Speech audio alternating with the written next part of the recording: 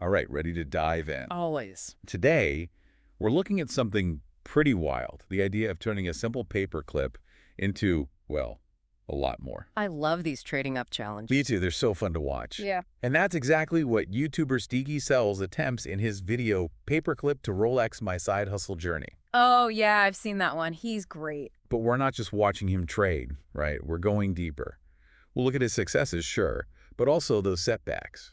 Gotta learn from those too. Exactly. And most importantly, what you can learn from it all. I think that's the best part, figuring out how this applies to us. Totally. So these trading up challenges, they might seem new, like some internet fad, Yeah, you see them everywhere now. but they actually use some really old ideas, bartering, creating value, that kind of thing. Stuff that's been around forever, right? And Stevie, with his energy, his personality, he brings this challenge to life. He's a natural entrepreneur, that's for sure. Okay, so picture this.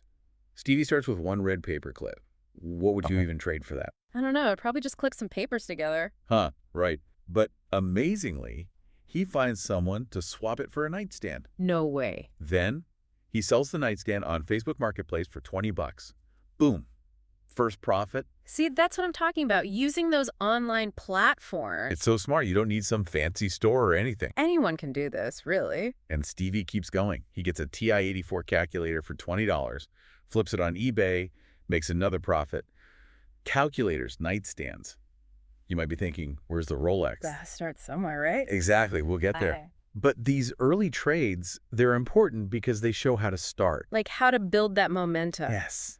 And it's not just random luck, you know? Mm. Even with those basic items, he's thinking strategically. For sure, like with the TI-84, he knew those hold their value, especially for students. Darn. Calculated risk, high chance of return. Okay, so then he finds this Casio keyboard at a thrift store. $35. Nice find. But no power cord, no guarantee it even works. He's starting to gamble a bit. That's where knowing your stuff comes in. Totally. Like he knew even if the keyboard was broken, maybe he could get parts, find a cheap cord. So he could still profit. He turned a potential junk item into a win. See, this is what's exciting.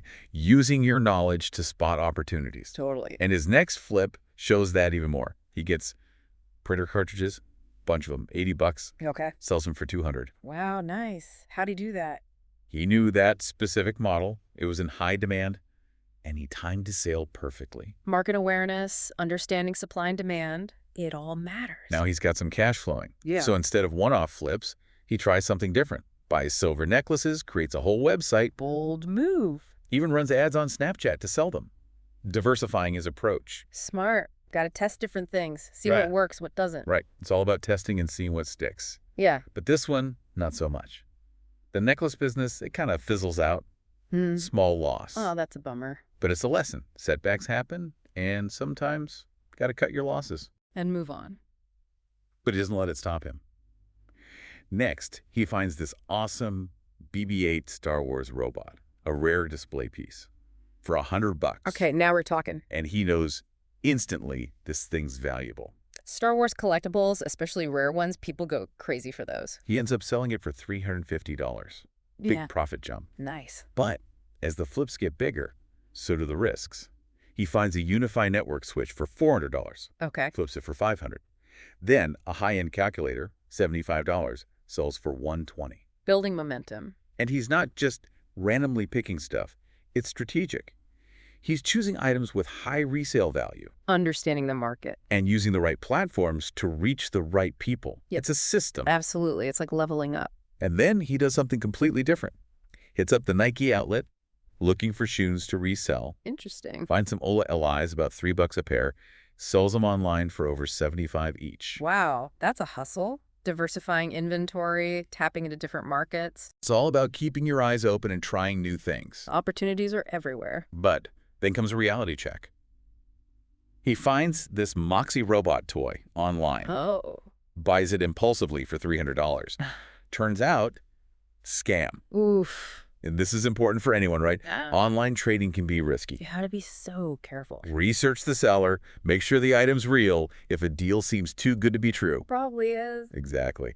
Luckily, he gets his money back, thanks to his bank. Dodged a bullet there. But it shows, even with the right strategies, setbacks happen. You have to learn from them. So he bounces back, Finds tailor-made golf clubs, $600. Okay. Cleans them up, takes great photos, sells them for $950.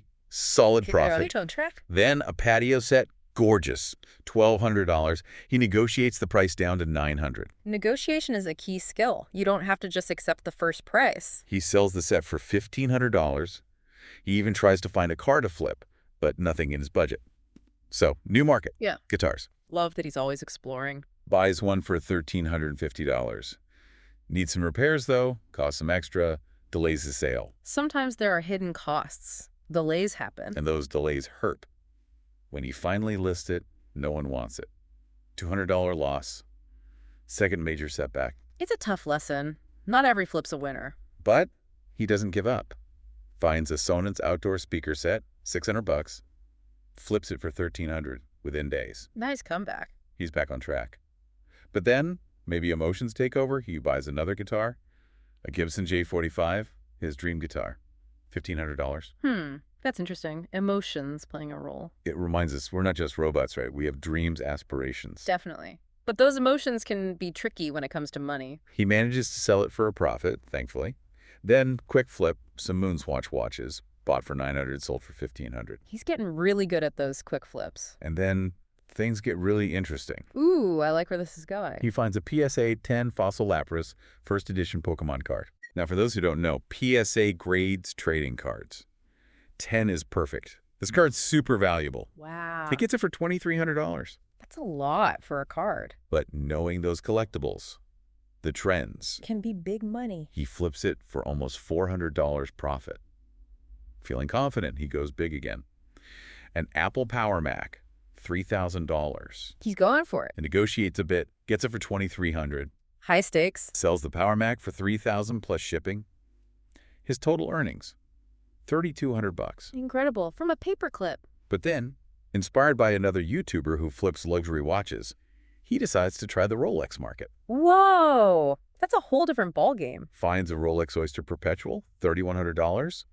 Negotiates, but the seller won't budge on the price. Rolex market. Even small price differences matter. He buys it anyway, gets it, lists it for sale. But there's a problem. It's just sitting there. No bites. No one wants a Rolex. Well, he even reaches out to that YouTuber, the one who inspired him, but even he's not interested. Man, that's got to be tough. You put all this work in, and the market's just like, nope. It happens. Even with experience, research, the market can be unpredictable, especially with high-value stuff like that. So what does he do? Well, he's got to make a decision, right? Cut his losses. He decides to sell the Rolex for whatever he can get. Ouch. Ends up back down to $2,500. That's rough. Going from over $3,000 back to $2,500, I'd be discouraged. It's easy to get down on yourself. For sure.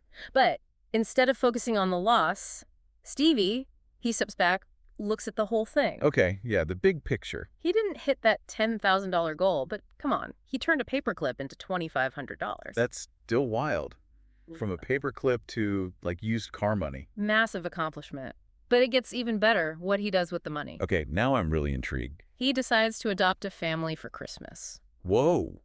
Wait, really? Yeah. He finds a family in need, gets a Christmas list from the mom, goes all out. That's incredible. Nintendo Switch, iPads, art supplies, board games, the works. He's like Santa Claus. He spends a whole day shopping, then 4 hours wrapping presents, even throws in some extra cash for the mom. Okay, now I'm getting a little choked up. Seeing the kids' faces when they open those gifts, priceless. This is amazing. It shows that value creation, it's not just about money, you know? Right. It's about doing something good. It's about making a positive impact, using what we have to help others. This whole journey, even with the tough parts, it's really inspiring. It is. We see his hustle, his strategy, how he adapts, overcomes challenges. And in the end, it's his generosity, that desire to help, that stands out. He took this paperclip challenge and turned it into something more. A lesson in entrepreneurship, sure, but also compassion. Okay, so as we wrap up our deep dive into Stevie's journey, I think the big takeaway is this. We all have a paperclip within us. Something we can use to create value, maybe not financially, but in a way that matters to us. So to our listener, we leave you with this. What's your paperclip? What will your journey be? We can't wait to see what amazing things you do. And it doesn't have to be like making thousands of dollars, right? It's about finding those little chances in our own lives to make a difference. Yeah. to, create value in ways that mean something to us. Yeah, totally. Using what makes us unique. Okay, so let's brainstorm a bit. What are some ways our listener could use this paperclip mentality? Practical examples, that kind of thing. Well, think about skills you're good at. Maybe you could teach someone else. Oh, that's a good one. Like, are you a photography whiz, graphic design, coding? So many people want to learn those things. Share that knowledge. I love that. Turning your passion into something that helps others. Exactly. Or maybe you're amazing at finding vintage stuff. You could curate a collection online, sell it. So many people love vintage. Or if you're passionate about cause, use your social media skills to spread the word. Raise money, volunteer. Those are all great ideas. It's about changing how we see things. Value isn't just about money. It's about making things better, even in small ways. And remember, Stevie's journey, it wasn't all smooth sailing. He hit roadblocks, made mistakes, had to adjust. That's life. Totally. But the key is, you got to keep going. Embrace those screw-ups as chances to learn. Like that necklace business, it didn't work out, but it didn't stop him. Right. Each setback, it taught him something. He got more resilient. That's what matters. And that applies to everything, not just business stuff. So true. As we wrap up our deep dive into Stevie's journey, I think the message is this. We all have that paperclip inside us. That potential, those skills, the things we love, we can use those to create something good. So, to our listener, what's your paperclip? What will your journey look like? We can't wait to hear about the amazing things you accomplish. And that's our show. Thanks for joining us for this deep dive. Until next time.